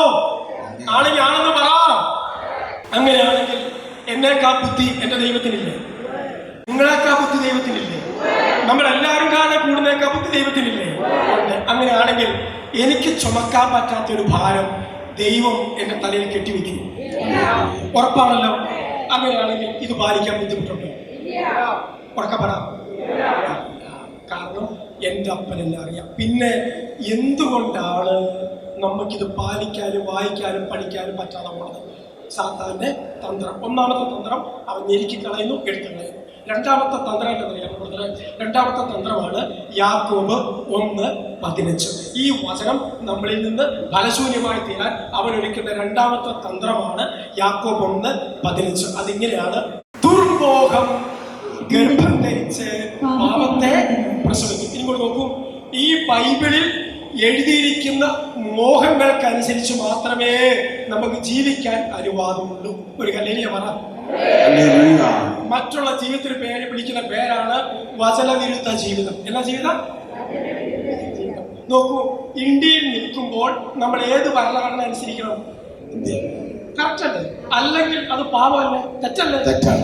പാപം എന്ന് പറയാൻ പറ്റില്ല, തെറ്റാണ്. അതിന് ശിക്ഷാവിധിയില്ലേ? ഉണ്ട്. ഇന്ത്യൻ കോൺസ്റ്റിറ്റ്യൂഷൻ നൽകുന്ന ശിക്ഷ നമ്മൾ അനുഭവിക്കണം. അപ്പൊ ദൈവരാജ്യത്തിൽ അങ്ങാണ് ഞങ്ങൾ. ആ ദൈവരാജ്യത്തിന്റെ മാനിഫെസ്റ്റോ ആണിത്, അല്ലെങ്കിൽ നിയമാവലിയാണിത്. ഇത് പാലിക്കാൻ എനിക്ക് നിങ്ങൾക്ക് അവകാശമില്ലേ? അല്ല, ഇത് പാലിക്കാനുള്ള ബാധ്യത നമുക്കില്ലേ? ഉണ്ട്. പാലിക്കുന്നെങ്കിൽ തെറ്റല്ലേ? അല്ലേ? അല്ലേ? അതെ. എന്റെ സഹോദരങ്ങളെ, പാലിക്കാൻ പറ്റും. നിയമാവർത്തനം 30:14. Deuteronomy chapter 30:14. വചനം നിനക്ക് സമീപസ്ഥമാണ്, അത് നിന്റെ അകരത്തിലും ഹൃദയത്തിലും ഉണ്ട്, അത് പാലിക്കാൻ നിനക്ക് പറ്റുമായിരിക്കും. നീ നോക്കണം എന്നൊന്നല്ല, പറ്റും. പറ്റും. അതിന് അപ്പുറത്തേക്കിലോ അപ്പീലില്ല. പറ്റും. അടുത്ത ചോദ്യമാണ്, പറ്റുന്നില്ലെങ്കിൽ അതിന് കാരണമുണ്ട്. അവിടെ ആൻസർ കണ്ടുപിടിക്കുന്നത് ബൈബിൾ അങ്ങനെ പഠിക്കണം. എന്താണ് റീസൺ? പറ്റുന്നില്ലെങ്കിൽ അതിന് കാരണം. ആദ്യ ചരിത്രത്തിലേക്ക് നമുക്കൊന്ന് പെട്ടെന്ന് പോയി മടങ്ങി വരാം. ഉൽപ്പത്തി എടുക്കൊന്നും വേണ്ട, നിങ്ങൾക്ക് അറിയാം. ഉൽപ്പത്തി 3 ഇത് പറ്റാത്തൊരു വ്യക്തിയെ ബൈബിൾ പഠിപ്പിക്കുന്നുണ്ട്. ആദ്യത്തെ അമ്മ ഹവ്വ അല്ലേ? നോക്കൂ, ആ ഹവ്വായോടും ആദത്തോടും ദൈവം പറഞ്ഞു, ഈ വൃക്ഷത്തിന്റെ പഴത്തിന്റെ അല്ലെ ഒരു വചനം കൊടുത്തു. ഒരു വചനം അരുത് ചെയ്യ്, ഒരു വചനം കൊടുത്തു. സാത്താൻ വന്നിട്ട് ആ വചനത്തിന് വിരുദ്ധമായത് ഒന്ന് പഠിപ്പിച്ചു. സാത്താന്റെ അവതരണം എന്താ? നോക്ക്, 2-3 കാര്യം. ഒന്ന്, നിങ്ങൾ മരിക്കില്ല. ദൈവം പറഞ്ഞു മരിക്കും, സാത്താൻ പറഞ്ഞു മരിക്കില്ല. രണ്ടാമത്തെ അവതരണം, നിങ്ങൾ ദൈവത്തെ പോലെ ആകും. ആരെ പോലെ ആകും? ദൈവത്തെ പോലെ. നോക്കൂ, അപ്പോൾ ആ സ്ത്രീയിൽ ഒരു ദുർമോഹം ജനിച്ചു. ആരെ പോലെ ആകാൻ? എന്റെ മുഖത്തേക്ക് നോക്കി. സത്യമായിട്ട് നിങ്ങൾ ഇരുന്ന് ചിന്തിക്കുകയാണെങ്കിൽ ഏതൊരു പാപത്തിന്റെ പിന്നിലും ഈ ഒരു ദുർമോഹം എന്ന് പറയുന്ന ഒരു സംഗതി ഇല്ലേ? ഇല്ലേ? അപ്പോൾ ഈ വചനം ലംഘിക്കാൻ നമ്മളെ സാത്താൻ പ്രേരിപ്പിച്ച രണ്ടാമത്തെ ഘടകമാണ് എന്ത്? ദുർമോഹം. ഉറക്കപ്പെട. ദുർമോഹം. നല്ല മോഹം അല്ല, പിന്നെ എന്ത് മോഹമാണ്? ദുർമോഹം. കണ്ടോ? ദുർമോഹം. അത് ദൈവവചനം ലംഘിക്കുന്നതിലേക്ക് നമ്മൾ പോയി. അത് തകർച്ചയ്ക്ക് കാരണമായി തീർന്നു, അത് പരാജയത്തിന് കാരണമായി തീർന്നു. അതുകൊണ്ടാണ് യാക്കോബ് 1:15 പറഞ്ഞത്, ദുർമോഹം ഗർഭം ധരിച്ച് പാപത്തെ. ആ പാപം പൂർണ്ണമായി ചെത്തുമ്പോൾ മരണത്തെ എന്ന് വെച്ചാൽ അർത്ഥം അറിവുകൾ നോക്കി. ബൈബിളിൽ വാഗ്ദാനം ചെയ്തിരിക്കുന്ന ഒരനുഗ്രഹവും പ്രാപിക്കാൻ പറ്റാതെ നമ്മളിവിടെ അലഞ്ഞു തിരിഞ്ഞു നടക്കുന്നവരായി മാറും.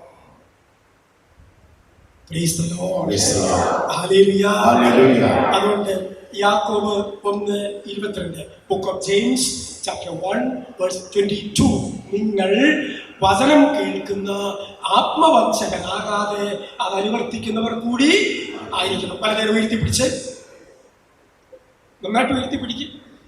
ചേട്ടന്മാരും ചേട്ടത്തിമാരൊക്കെ പൊക്കിക്കും. എന്നിട്ട് നേരിട്ട് പറഞ്ഞു, നിങ്ങൾ ഉറക്കെ പറയൂ, നിങ്ങൾ വചനം കേൾക്കുന്ന ആത്മവഞ്ചകരാകാതെ അത് അനുവർത്തിക്കുന്നവർ കൂടി ആയിരിക്കും. നമുക്ക് അപ്പൊ ഐശ്വര്യം പ്രാപിക്കുന്നത് കേൾക്കുന്നവർ മാത്രമല്ല, അനുസരിക്കുന്നവരാണ്. കേൾക്കുന്നവർ മാത്രമല്ല, പിന്നെ ആരാണ്? അനുസരിക്കും. അപ്പൊ വചനം കേൾക്കുകയും അതനുസരിക്കുകയും ചെയ്യുന്നവരാണ് ദൈവസന്നിധിയിൽ ഭാഗ്യവാന്മാരായി തീരുന്നത് എന്ന് നമ്മുടെ കർത്താവ് പഠിപ്പിച്ച വചനം നിങ്ങളുടെ ഹൃദയത്തിൽ ആഴത്തിൽ പത്തി കിടക്കണം. ഇനി എന്റെ സഹോദരങ്ങളെ, അപ്പൊ സാത്താന്റെ തട്ടിപ്പ് നിങ്ങൾക്ക് മനസ്സിലായി. അവൻ വന്ന് വിതയ്ക്കപ്പെട്ട വചനം അത് വിശ്വസിച്ച് രക്ഷപ്പെടാതിരിക്കാൻ നമ്മൾ നീക്കം ചെയ്യും. അതല്ലെങ്കിൽ അവൻ വന്ന് വചനത്തിന് വിരുദ്ധമായത്, ദൈവം പറഞ്ഞ കാര്യത്തിന് വിരുദ്ധമായ ആശയങ്ങളോ അനുഭവങ്ങളോ സമ്പത്തോ സൗഭാഗ്യങ്ങളോ നമ്മുടെ മുമ്പിൽ അവതരിപ്പിച്ച് നമ്മുടെ ഉള്ളിൽ ദുർമോഹം ജനിപ്പിച്ച് കർത്താവ് പറഞ്ഞ വഴിയിൽ നിന്ന് നമ്മളെ മാറ്റിക്കളഞ്ഞ് നമ്മളെ നശിപ്പിക്കും. ഇത്രയും കാര്യം മനസ്സിലായെങ്കിൽ പലനേരം ഉയർത്തി ഒരു ഹല്ലേലൂയ പറ. കൈതാത്തിക്കോ, നന്നാണെന്ന് കൈയടിച്ച് കർത്താവിനെ ഒന്ന് പറഞ്ഞ്.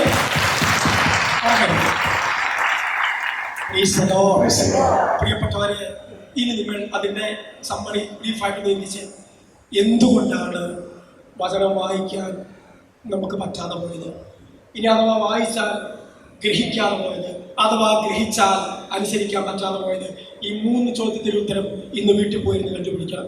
എന്തുകൊണ്ടാണ് എനിക്ക് വചനം വായിക്കാൻ പറ്റാതെ പോയത്, അഥവാ വായിച്ചപ്പോൾ എനിക്ക് മനസ്സിലാകാതെ പോയത്, അതാ മനസ്സിലായിട്ട് അതനുസരിക്കാതെ പോയത് എന്തുകൊണ്ട്? ഓരോരുത്തർക്കും വ്യക്തിപരമായ ഉത്തരം അതിൽ നിന്ന് കർത്താവ് തരും. ഇനി ഇത് പാലിച്ചാലുള്ള അനുഗ്രഹങ്ങൾ നിങ്ങൾക്കറിയാവുന്നതാണ്. നിയമാവർത്തനം 28:1 മുതൽ 14 വരെ സമയം കിട്ടുമ്പോൾ വായിച്ചോളൂ. അതിവിടെ ഇഷ്ടംപോലെ പ്രസംഗിച്ചിട്ടുണ്ടാവും. ഞാൻ ആ വ്യാഖ്യാനത്തിൽ പോകുന്നില്ല.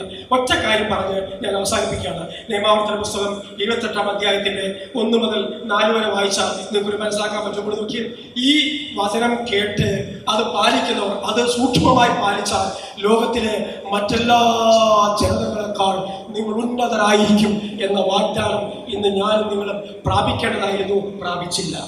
അതിന് കാരണം ഇത് പാലിക്കാൻ സൂക്ഷ്മമായി. ചരിത്രം അറിയാവുന്നവർക്കറിയാം. നിങ്ങൾക്കറിയാമോ, ഈ വചനം ആരംഭ കാലഘട്ടത്തിൽ ലോകത്ത് വിതരണം ചെയ്യപ്പെട്ടു തുടങ്ങിയപ്പോൾ ലോക രാജ്യങ്ങളിലുണ്ടായ മാറ്റം എൻ്റെ പൊന്നു സഹോദരങ്ങളെ നിങ്ങളിൽ നിന്ന് പഠിക്കണം. ഭാരതത്തിന്റെ പല ഉച്ചനീചത്വങ്ങളും മാറ്റിമറിച്ചത് ക്രിസ്ത്യൻ മിഷണറിമാർ അവരുടെ അധരങ്ങളിലൂടെ ദൈവോധനം പ്രസംഗിച്ചതാണ്. അവിടെ ആമേൻ ഉറക്കെ പറയാം, ഹല്ലേലൂയ. ഞാൻ ഈ കഴിഞ്ഞ ഒക്ടോബറിൽ UK-യിലും അയർലൻഡിലും 1 മാസം ഞാൻ UK-യിലും അയർലൻഡിലും ഉണ്ടായിരുന്നു. നിങ്ങൾക്കറിയാമോ, അയർലൻഡ് എന്ന് പറഞ്ഞ രാജ്യം ചരിത്രം പഠിച്ചിട്ടുണ്ടോ? അപ്പോഴേ ഇതിന്റെ ക്രെഡിബിലിറ്റി നമുക്ക് മനസ്സിലാവുള്ളൂ. ഇത് മാറ്റിവെച്ചതിന്റെ വേദന അപ്പോഴേ നമുക്ക് തിരിച്ചറിയാൻ പറ്റുള്ളൂ. എൻ്റെ സഹോദരങ്ങളെ, അയർലൻഡ് എന്ന് പറയുന്ന രാജ്യം പേഗൻ വിശ്വാസം ഉണ്ടായിരുന്ന രാജ്യമാണ്. മന്ത്രവാദിയുടെ രാജ്യമാണ്. അവിടുത്തെ വിശുദ്ധനാരാ? അവിടുത്തെ വിശുദ്ധന്റെ പേരാണ് വിശുദ്ധ പാട്രിക്. അദ്ദേഹം 40 ദിവസം ഇരുന്ന് തപസ്സനുഷ്ഠിച്ച് പ്രാർത്ഥിച്ച മലയുടെ താഴ്വാരത്തിൽ ഞാൻ പോയി. എൻ്റെ സഹോദരങ്ങളെ, നിങ്ങൾ കേൾക്കണം. 40 ദിവസം പ്രാർത്ഥിച്ചു കഴിഞ്ഞിട്ട് ഈ വചനം കൈപ്പിടിച്ച് മെത്രാനാട്ടോ, വിശുദ്ധ പാട്രിക് മെത്രാനാണ്. ഈ വചനം കൈപ്പിടിച്ച് പേഗൻ വിശ്വാസം എന്ന് വെച്ചാൽ ഇങ്ങനെ കൈയുടെ മന്ത്രവാദി കാണിച്ചാൽ അവിടെ മേഘം വന്ന് മഴ പെയ്യും. അതുപോലത്തെ കൊലയും അതുപോലത്തെ ദുർനടപ്പുമുള്ള വിശ്വാസത്തിന്റെ ഈറ്റില്ലമായിരുന്നു അയർലൻഡ് എന്ന് പറയുന്ന രാജ്യം. ആ രാജ്യത്ത് ചെന്നിട്ട് 40 ദിവസത്തെ പ്രാർത്ഥന കഴിഞ്ഞിട്ട് വിശുദ്ധ പാട്രിക്ക് അവിടെ നിന്ന് സത്യ സുവിശേഷം അവരോട് പ്രസംഗിച്ചു. ഹല്ലേലൂയ. ഇങ്ങനെയല്ല മനുഷ്യ ജീവിതം, മനുഷ്യന്റെ ധാർമ്മികത, അവന്റെ മൂല്യങ്ങൾ, അവനെ തേടി വന്ന യേശുക്രിസ്തു, അവന് വേണ്ടി മരിച്ച യേശുക്രിസ്തു, അവന് വേണ്ടി ഉദ്ധാരിച്ച യേശുക്രിസ്തു, രണ്ടാമത് വരാനിരിക്കുന്ന ജീവൻ, അതെല്ലാം അവരോട് വെളിപ്പെടുത്തി സത്യ സുവിശേഷം പച്ചയ്ക്ക് പ്രസംഗിച്ചു. അത് കേട്ട ജനം വിശ്വാസത്തിലേക്ക് വന്നു. അവരുടെ ആചാര അനുഷ്ഠാനങ്ങളിൽ മാറ്റം വന്നു, അവരുടെ നിയമ സംഹിതകളിൽ മാറ്റം വന്നു. അങ്ങനെ അയർലൻഡ് എന്ന് പറയുന്ന ആ പേഗൻ വിശ്വാസം അടങ്ങിയിരുന്ന ആ രാജ്യം കംപ്ലീറ്റ് ക്രിസ്ത്യൻ രാജ്യമായി കൺവേർട്ട് ചെയ്യപ്പെട്ടത് ഈ ക്രിസ്തുവിന്റെ മഹത്വമേറിയ സുവിശേഷത്തിന്റെ വെളിച്ചം അവരുടെ മനസ്സിൽ നിന്ന് അന്ധകാരത്തെ മാറ്റിയതുകൊണ്ടാണ്.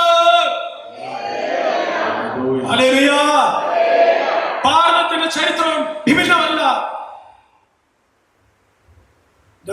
പ്രിയപ്പെട്ടവരെ, അതുകൊണ്ട് സാത്താൻ ചെയ്ത മറ്റൊരു തന്ത്രങ്ങളെ പറഞ്ഞ് ഞാൻ അവസാനിപ്പിക്കുകയാണ്. 2 കൊരിന്തോസ് 4:4 2 കൊരിന്തോസ് 4:4 അറിയാമോ? ഈ ലോകത്തിന്റെ ദേവൻ അവരുടെ മനസ്സിനെ അന്ധമാക്കിയിരിക്കുന്ന, ഒന്ന് ചെക്ക് ചെയ്ത് കേട്ടോ. 2 കൊരിന്തോസ് 4:4 ഈ ലോകത്തിന്റെ ദേവൻ അവരുടെ മനസ്സിനെ അന്ധമാക്കിയിരിക്കുന്ന ക്രിസ്തുവിന്റെ മഹത്വമേറിയ സുവിശേഷത്തിന്റെ വെളിച്ചം അവർക്ക് ഗ്രാഹ്യമല്ല. സഹോദരങ്ങൾ, ഇത് മനസ്സിലാക്കാൻ പറ്റും. ഈ ലോകത്തിന്റെ ദേവൻ, ഉറക്കം വായിച്ച സഹോദരി, ഈ ലോകത്തിന്റെ ദേവൻ അവിശ്വാസികളായ അവരുടെ മനസ്സിനെ അന്ധമാക്കിയിരിക്കുന്നു. തന്നിമിത്തം ദൈവത്തിന്റെ പ്രതിരൂപമായ യേശുക്രിസ്തുവിന്റെ മഹത്വമേറിയ എന്തുമാത്രം മഹത്വമാണ് ഈ ഗ്രന്ഥത്തിൽ അടങ്ങിയിരിക്കുന്നത്. മഹത്വമേറിയ ക്രിസ്തുവിന്റെ സുവിശേഷത്തിന്റെ വെളിച്ചം അവർക്ക് ദൃശ്യമല്ല. ഉണ്ടോ? പിശാച് ഇതിന്റെ മഹത്വത്തെ നമ്മളിൽ കുറച്ച് കാണിച്ചില്ലേ? ഇത് പാലിക്കാൻ ബുദ്ധിമുട്ടാണെന്ന് പഠിപ്പിച്ചില്ല സഹോദരങ്ങളെ. അതാണല്ലോ ജീവന്റെ അപ്പത്തിന്റെ കാര്യം ഈശോ പറഞ്ഞപ്പോൾ കുറെ എണ്ണം വിട്ടുപോയി. ഇത് ആർക്ക് ഗ്രഹിക്കാൻ പറ്റും? ബുദ്ധിമുട്ടുള്ളതല്ല, ഇതൊന്നും ബുദ്ധിമുട്ടുള്ള, അത്ര സിമ്പിളാണ് ബൈബിൾ. പക്ഷേ നമ്മൾ അനുസരിക്കത്തില്ല. അപ്പൊ സാത്താൻ നമ്മുടെ മനസ്സിനെ അന്ധമാക്കിയിരിക്കുന്നത് ഇതിന്റെ മാധുര്യം ആസ്വദിക്കാനുള്ള ഹൃദയത്തോടെ നമുക്കില്ല പ്രിയപ്പെട്ടവരെ. അവിടെയാണ് നമ്മുടെ ഹൃദയം തുറക്കേണ്ടത്. നോക്കൂ, അത്ഭുതകരമായ സൗഖ്യം. അതായത് ഒരു സംഭവം പറഞ്ഞ് അവസാനിപ്പിക്കുകയാണ്. നമ്മുടെ കേരളത്തിൽ 2-3 പ്രാവശ്യം വന്ന് പ്രസംഗിച്ച ആളാണ് പോൾ യോകിൻസോ. കൊറിയയിലെ കേട്ടില്ലേ? പോൾ യോകിൻസോ. എൻ്റെ സഹോദരന്റെ കൊറിയൻ വൈദ്യശാസ്ത്രം അദ്ദേഹത്തോട് പറഞ്ഞതെന്നറിയുമ്പോൾ, നിങ്ങൾ മരിക്കും, സുഖം പ്രാപിക്കില്ല, വീട്ടിൽ പോകണം പറഞ്ഞു. വീട്ടിൽ മരണത്തോടെ മല്ലടിച്ച് കിടക്കുക. ആ സമയത്ത് ഒരു പെൺകുട്ടി വന്ന് പറഞ്ഞു, ചേട്ടാ ബൈബിൾ വായിച്ചാൽ നിങ്ങൾ ജീവിക്കുമെന്ന് പറഞ്ഞു. ആദ്യം അയാൾ ആട്ടി വിട്ടു. പിന്നീട് ഈ പെൺകുട്ടിയുടെ ശല്യം സഹിക്കാൻ പറ്റാതെ ആ മനുഷ്യൻ പുതിയ നിയമം തൊട്ട് വായിക്കാൻ തുടങ്ങി. നിങ്ങൾ കേട്ടോട്ടോ? അങ്ങനെ വായിച്ച് ഈ വചനത്തിൽ ഓരോ സെന്റൻസ് വായിക്കുമ്പോഴും, ഓരോ പാരഗ്രാഫ് വായിക്കുമ്പോഴും എൻ്റെ പ്രിയപ്പെട്ടവരെ, ആ വചനത്തിൽ അടങ്ങിയിരിക്കുന്ന ജീവന്റെ ചൈതന്യം ഇതിലേക്ക് സങ്കീർത്തനം 107:20 വചനം വായിച്ച് അവരെ സുഖപ്പെടുത്തി അല്ലേ? ആ വചനത്തിന്റെ ശക്തി ഉള്ളിലേക്ക് വരാൻ തുടങ്ങിക്കഴിഞ്ഞപ്പോൾ 3 മാസം കൊണ്ടിട്ട് മരിക്കുമെന്ന് പറഞ്ഞ ഈ പോൾ യോകിൻസോ എന്ന് പറയുന്ന മനുഷ്യൻ വചനം വായിച്ച് മാത്രം 3 മാസത്തിനുള്ളിൽ ആരോഗ്യവനായി ജീവിതത്തിലേക്ക് തിരിച്ചു വന്നു.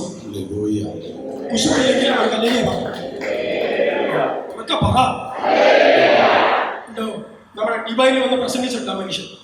ഒരു പ്രാദേശിക സഭയുടെ തലവൻ, അതെന്തു ആയിക്കോട്ടെ, ബൈബിൾ എവിടെയാണ് നമ്മുടെ ജീവിതം നിൽക്കുന്നത്?